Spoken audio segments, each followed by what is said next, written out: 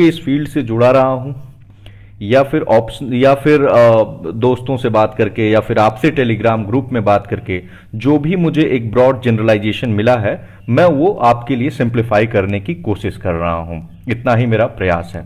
ठीक है, तो हम बढ़ते हैं। पहली चीज ना, ऑप्शनल में एक विवाद का मुद्दा रहता है स्केलिंग।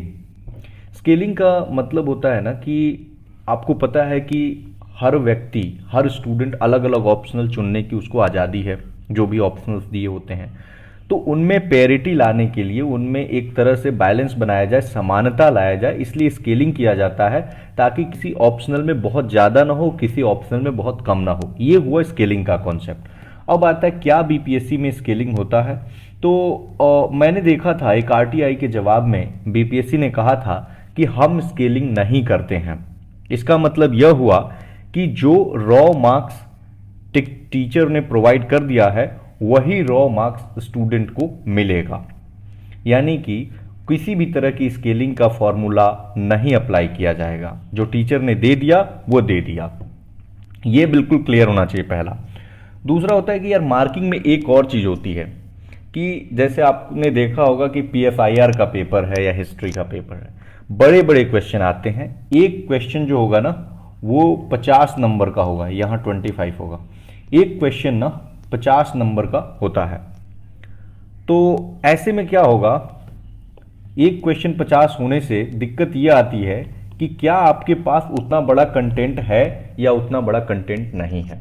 जैसे कि न्यूक्लियर पे क्वेश्चन आया था 65th बीपीएससी में, एक एग्जाम्पल मैं दे रहा हूं, या 64th का ही हम लेते हैं कि एक क्वेश्चन था राजा राम मोहन रॉय पे पीएफआईआर में। तो राजा राम मोहन राय के किसी पर्टिकुलर टॉपिक पे आपके पास उतनी थॉट है, आपके पास उतना मटेरियल है या नहीं, ये थोड़ा सा डिफिकल्ट हो जाता है। तो यहाँ पे उन स्टूडेंट्स को मेरे अनुसार थोड़ा बेनिफिट होगा अगर आप 25 नंबर वाला जिनमें आता है क्वेश्चन, जैसे ज्योग्राफी हो गया, तो उसमें इंटू 2 करेंगे ना, तो उनके पास उतना मटेरियल हो जाएगा।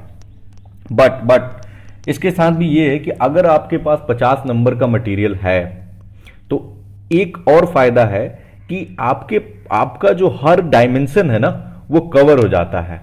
तो जब सारे डायमेंशंस कवर हो जाएंगे तो ये बेनिफिट होगा कि टीचर को ये लगेगा कि हाँ सारे डायमेंशंस कवर्ड है, तो ज़्यादा से ज़्यादा मार्क्स देने का। तो मुझे लगता है ये भी बहुत बड़ा फैक्टर नहीं होगा आपके मार्किंग स्कीम में। बहुत माइनर असर हो सकता है, varying from students to students, but not a major deal, right. Mapping, देखिए जैसे ज्योग्राफी है या हिस्ट्री है, इनमें ना मैपिंग का स्कोप होता है, और आपको पता है अगर मैप आपने सही से दर्शा दिया तो आपको इसमें फुल मार्क्स मिलते हैं। तो लेकिन 0 भी मिल सकता है। तो अब यहाँ पे उस स्टूडेंट पे डिपेंड करता है कि उनकी प्रिपरेशन कैसी है। तो यहाँ पे चांस है कि हाँ अदर ऑप्शंस की बजाय वो अपना मार्क्स को इम्प्रूव कर सकते हैं। और आपने 63वीं बीपीएससी में ये देखा भी होगा कि किस तरह से मार्क्स ज्योग्राफी में या फिर हिस्ट्री में कितने हाई मार्क्स आए भी हुए हैं। यहाँ पे मैं एक आरटीआई का जवाब दिया गया था जिसमें ये देख सकते हैं आप 19 मई 2020 का। तो उसमें दिखाया गया किस ऑप्शनल में और किस पेपर में कितने हाईएस्ट और लोएस्ट मार्क्स थे। हाईएस्ट को मैंने अंडरलाइन कर दिया है, आप चाहें तो इसे देख सकते हैं। जैसे कि जीएस 1 में 218, जीएस 2 में 188, संस्कृत में 200, मैकेनिकल इंजीनियरिंग में 204, हिस्ट्री में 223, एलएसडब्ल्यू में 193, ज्योग्राफी में 199, हिंदी लिटरेचर में 199, सोशियोलॉजी में 190 और मैथमेटिक्स में 185। तो आप एक जनरल पैटर्न देख सकते हैं कि अब यहाँ पे पीएसआईआर का नहीं है, मैंने देखा था उसका भी पीएसआईआर का 161 था हाईएस्ट मार्क्स। अब इस पे भी बात करेंगे क्यों था और इस बार क्या हुआ है, ठीक है। तो आप देख सकते हैं कि यहाँ पे जैसे ज्योग्राफी की मार्किंग है 199 मार्क्स आए हुए हैं, और हिस्ट्री में तो काफ़ी अच्छा आया हुआ है 223, और ये रैंक 1 जो पर्सन थे उनका था, ठीक है। तो ये होता है। उसके बाद होता है ना कि ऑप्शनल की स्टाइल थोड़ी अलग होती है लिखने की। जैसे अगर आप पीएफआईआर के स्टूडेंट हैं पॉलिटिकल साइंस के, तो उसमें अगर इंडिया यूएस रिलेशन आता है ना, तो अगर आप जीएस का आंसर लिख रहे हैं तो उसमें नॉर्मल आप बातें लिखेंगे जो भी होगा कि H1B वीजा का इशू है, ट्रेड का इशू है, या फाउंडेशनल एग्रीमेंट साइन किए गए हैं, सिर्फ इनको मेंशन कर देंगे तो काम हो जाएगा। लेकिन उन फाउंडेशनल एग्रीमेंट्स पे किसी स्कॉलर का क्या कहना है ये लिखना पड़ेगा आपको PSIR के आंसर में। जैसे कि सी राजा मोहन का क्या ओपिनियन है, H1B पे हर्ष वी पंत का क्या मानना है, राकेश सूद का क्या मानना है, ऑनरेबल एक्सटर्नल अफेयर मिनिस्टर जो ये खुद एक स्कॉलर हैं, डिप्लोमेट रह चुके हैं, एस जयशंकर, तो इनका आपको पता है चाइना और यूएस पे इनकी काफ़ी एक्सपर्टीज है। तो इनको आपको पहचानना होगा कि वो कौन से स्कॉलर हैं जिनको कहाँ फिट किया जा सकता है, ठीक है। तो ये ऑप्शनल में करना पड़ेगा। हिस्ट्री में भी बात आती है, ज्योग्राफी में भी आएगी, सारे ऑप्शन, सोशियो में तो बहुत, सोशियोलॉजी में तो बहुत ज़्यादा है। स्ट्रक्चर भी मैटर करेगा। देखिए सेम कंटेंट डालने वाले अलग अलग व्यक्ति का स्ट्रक्चर, अगर बढ़िया से स्ट्रक्चरिंग आपने की है, स्ट्रक्चर का मेरा मतलब है कि अगर कंसिस्टेंसी दिख रही है, एक फ्लो दिख रहा है आपके आंसर में, क्योंकि बड़े बड़े क्वेश्चन है यहाँ फ्लो बहुत मैटर करेगा। जीएस का अगर यूपीएससी का 10 या 15 नंबर का क्वेश्चन है तो वहां बहुत मैटर नहीं करता है, आपने सब हेडिंग हेडिंग डाला, पॉइंट लिखा, काम खत्म। बट यहाँ पे स्ट्रक्चर और flow is very important. Hand writing मुझे लगता है इसका बहुत ज़्यादा इंपैक्ट नहीं है, बट इतना होना चाहिए कि लेजिबल हो, वो टीचर को पढ़ने में आ जाए, उनको बहुत ज़्यादा मेहनत ना करना पड़े, क्योंकि वो एक्स्ट्रा मेहनत क्यों करेंगे, उनको तो हर कॉपी का फिक्स्ड पैसा मिलना है, ठीक है।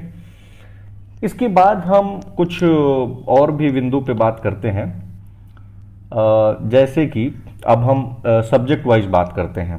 जैसे अगेन मैं डिस्क्लेमर दे देता हूं कि ये एक मेरा जनरल ऑब्जर्वेशन है और मुझे पता नहीं है कि किस सब्जेक्ट में कितनी मार्किंग हुई है, बस लोगों का फीडबैक, लोगों की बातें सुन करके या फिर डिस्कशन सुन करके जो मुझे मिला है मैं उसके आधार पे आपको बता रहा हूं, ठीक है।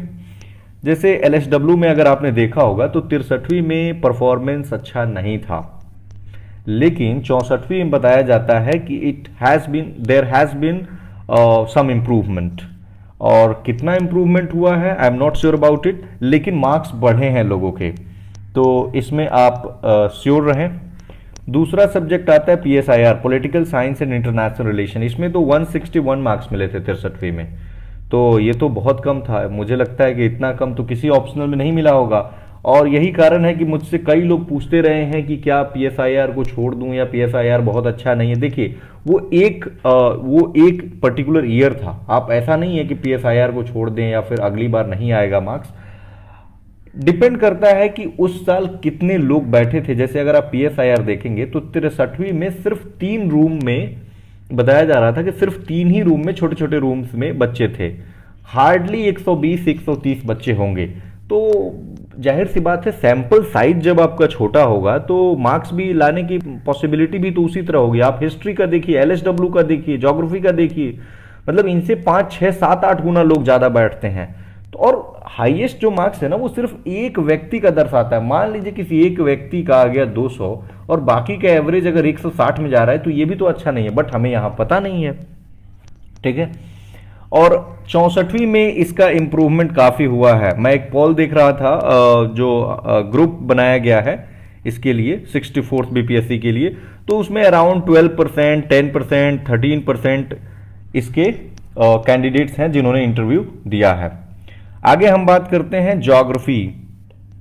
Geography has always been an evergreen subject, particularly in state PCS examinations.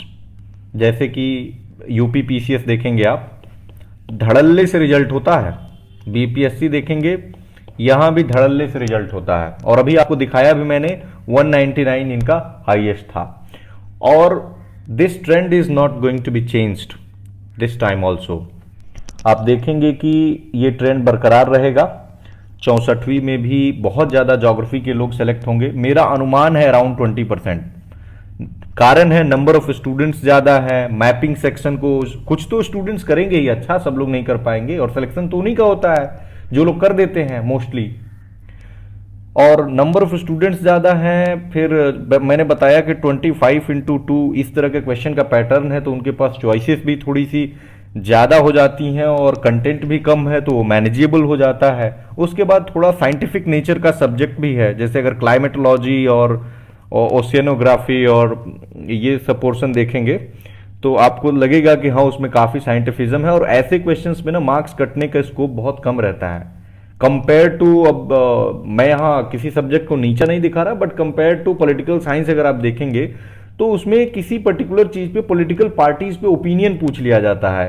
तो अब किस व्यक्ति का क्या ओपिनियन है थोड़ा वेरी करेगा, तो अब यहाँ थोड़ा सा लक का बात आ जाता है, बट स्टिल अगर आप मैनेज करें तो नंबर उसमें भी लोग गेन किए हैं। तो ज्योग्राफी का तो मुझे लगता है कि यस ये बहुत अच्छा करेगा इस बार भी।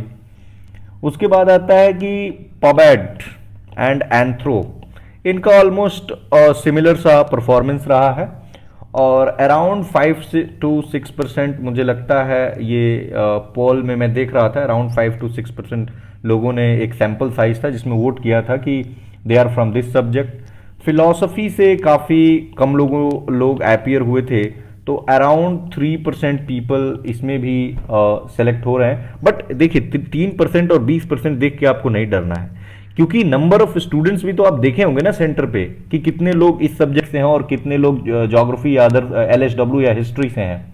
मतलब ज्योग्राफी, एलएसडब्ल्यू, हिस्ट्री, सोशियोलॉजी और पॉल साइंस, ये 5 ऐसे सब्जेक्ट्स हैं ना जिससे सबसे, और हिंदी लिटरेचर, इनसे सबसे ज्यादा लोग अपीयर होते हैं। तो अगर मैं किसी अदर सब्जेक्ट की परसेंटेज कम बता रहा हूं, इसका मतलब ये कतई नहीं है कि उस सब्जेक्ट में कम रिजल्ट्स हुए हैं, बल्कि ये है कि प्रोपोर्शनेटली उसमें कम लोग बैठे हैं। अब देखिए जैसे एक सोशियोलॉजी बच गया, सोशियोलॉजी का भी परफॉर्मेंस बताया जा रहा है अराउंड पॉलिटिकल साइंस रहेगा। लास्ट टाइम आपने देखा था 190 हाईएस्ट था, और इसका भी पेपर ठीक ठाक आया था, और मुझे लगता है ये भी सब्जेक्ट बूम करेगा, और सोशियोलॉजी में अच्छे मार्क्स आने की उम्मीद है इस बार। और कुछ ऑप्शनल्स है ना जैसे जिनमें काफी कम लोग बैठते हैं, जैसे कि साइंस के ऑप्शनल्स हो गए इंक्लूडिंग मैथ्स, बहुत कम लोग बैठते हैं। लिटरेचर हो गया, हिंदी को अगर छोड़ दे तो बहुत कम लोग बैठते हैं अदर लिटरेचर में, ठीक है। तो अब इनके देखिए, लेकिन साइंस सब्जेक्ट का फायदा ये है ना कि जब यहाँ पे स्किलिंग हो नहीं रही है और आपका अगर प्रिपरेशन बढ़िया है, जैसे ऊपर मैंने दिखाया था मैकेनिकल इंजीनियरिंग में 200 प्लस मार्क्स आए हुए हैं, ठीक है। तो इसका ये, मैं तो 56 से 59 में एक व्यक्ति का देख रहा था, उस समय 200 नंबर के पेपर होते थे, ऑप्शनल के 2 पेपर होते थे, और प्रति पेपर का 2 पेपर होता था हर सब्जेक्ट के। तो एक व्यक्ति को 200 में 195 मिला था मैथमेटिक्स में। तो आप आंकड़ा लगा सकते हैं कि अगर आपने मैथ्स बहुत बढ़िया कर दिया या इंजीनियरिंग में बहुत बढ़िया कर दिया, जैसे सिविल इंजीनियरिंग का 63वीं में जो रैंक 2 है, परहैप्स उनका स्कोर 239 है, आप क्रॉस चेक कर लेंगे, बट 239 आउट ऑफ 300, मतलब which is a very decent score, ठीक है। रैंक 2 थी उनकी। तो ये देख सकते हैं कि इन सब्जेक्ट्स का कितना फायदा होता है। तो अगर आपको पता होगा ना कि आपने कैसा पेपर लिखा है, तो आप उस अनुसार अपने मार्क्स को कैलकुलेट कर सकते हैं। अब एक और बात आती है कि जब हम पर्टिकुलर कोई क्वेश्चन अटेम्प्ट करते हैं तो कितना मार्क्स प्रति क्वेश्चन हम गेन कर सकते हैं। सी, अगर 50 नंबर का क्वेश्चन है और आपने मतलब बहुत ही बढ़िया लिख दिया है, तो मुझे लगता है कि आप 40 तक ला सकते हैं। बहुत ही बढ़िया लिखने वाले को 35 से 40 मार्क्स मिलना चाहिए पर क्वेश्चन। बहुत बढ़िया उम्दा क्वालिटी का अगर आप आंसर लिखेंगे, जैसे जिनके 223, 240 जा रहे हैं, आप खुद कैलकुलेट कर सकते हैं उनके प्रति क्वेश्चन कितने मार्क्स मिले होंगे। और जिन्होंने अच्छा लिखा होगा, जो सेलेक्ट होंगे, वो 30 से 35 लाए होंगे मेरे अनुसार, मतलब जो फाइनल सिलेक्शन में होंगे उनका 30 से 35 पर क्वेश्चन होगा। और जो लोग 25 प्रति क्वेश्चन लाए होंगे ना, 25 सी, बहुत ही हार्ड रियलिटी है कि वेरी लेस चांस कि आपका सिलेक्शन हो जाए, क्योंकि आपके तो 25 इंटू 6 करेंगे तो 150 ही बनेंगे, और आप, मुझे नहीं लगता है किसी व्यक्ति का 150 पे लाने पे सिलेक्शन होगा अनटिल कि वो बहुत एक्सेप्शनल परफॉर्मेंस ना कर दिया हो पेपर 1 और पेपर 2 में, ठीक है। तो ये रहा। देखिए 160-65 भी लाने वाले लोग सिलेक्ट हो जाते हैं, फाइनल लिस्ट में आ जाते हैं, फाइनल कट ऑफ क्लियर कर लेते हैं, बट उनका इधर का पेपर अच्छा होता है जो पेपर 1 और पेपर 2 है। और रैंक अगर आपको लानी है तो मुझे लगता है 180 प्लस अगर आपका मार्क्स है ऑप्शनल में, तो आपको बहुत अच्छा रैंक मिलेगा, बहुत ही अच्छा रैंक मिलेगा, ठीक है। बाकी के 2 पेपर्स में प्रोवाइडेड कि आपने अच्छा किया हो। एक और बात आती है कि मीडियम का क्या फ़र्क पड़ेगा, अंग्रेजी मीडियम और हिंदी मीडियम। इस पे मैं एक बहुत ही एक्सटेंसिव वीडियो बनाया हूँ कि हिंदी मीडियम के स्टूडेंट्स के साथ क्या प्रॉब्लम्स होती हैं। लेकिन जहाँ तक बीपीएससी का सवाल है ना, यहाँ पे इसका कोई मैटर ही नहीं है। आप हिंदी से हो, अंग्रेजी से हो, आप दोनों ही माध्यमों में अंक पा सकते हैं। ठीक है, तो लास्ट में मैं इतना ही कंक्लूड करना चाहता हूं कि अगर आपको पता करना है कि हाँ आपका कितना मार्क्स आएगा, तो आप कतई ये ना देखें कि आपने कितने नंबर ऑफ पेजेस लिखे हैं। एक डिसेंट होना चाहिए। मेरा मानना है कि कम से कम 25 से 28 पेज तो आपने लिखा ही होगा। 25 कम से कम, 25 से कम पेज अगर आप लिख रहे हैं तो मुझे लगता है कहीं ना कहीं आपकी जो कंटेंट है उसमें कमी आएगी। तो 25 पेज तो कम से कम आपने लिखा होगा। दूसरी चीज जो मुझे लगती है कि आपने लिखा है, तो ऊपर मैंने बताया था कि कितना स्पेशल आंसर लिखा है। स्पेशल आंसर का मेरा मतलब है कि बिल्कुल टू द पॉइंट, बिल्कुल स्कॉलरली आर्ग्यूमेंट के साथ। जैसे अभी मैंने कहा हर्षवी पंत, सी राजा मोहन, या फिर अगर मान लीजिए आप सोशियोलॉजी के स्टूडेंट हैं तो आपने कोट किया है कि नहीं, जैसे कि दरखिम है, इमाइल दुर्खिम, या फिर वेबर हैं। तो इन लोगों को आपने ये तो बड़े थिंकर हो गए। इन बड़े थिंकर के साथ साथ जो छोटे छोटे कमेंटेटर्स होते हैं ना, उनको भी, जैसे अगर आप मान लीजिए कास्ट सिस्टम पढ़ रहे हैं तो कास्ट सिस्टम में रजनी कोठारी को कोट किया कि नहीं। मतलब ये एग्जाम्पल दे रहा हूं। जैसे ज्योग्राफी के हैं तो कॉपेन आते हैं। तो इस तरह के हर सब्जेक्ट के ना अपने कुछ स्कॉलर्स होते हैं, उनकी बातें लिखनी होती है। अगर आप अपने मन की बात लिखेंगे तो फिर वो जीएस का आंसर हो जाता है। तो मैंने एक ओवरऑल यहाँ ब्रीफ करने की कोशिश की है। और अगर आपको लगता है कि this video has been informative, then आप इस चैनल को सब्सक्राइब कीजिए और आपका रिजल्ट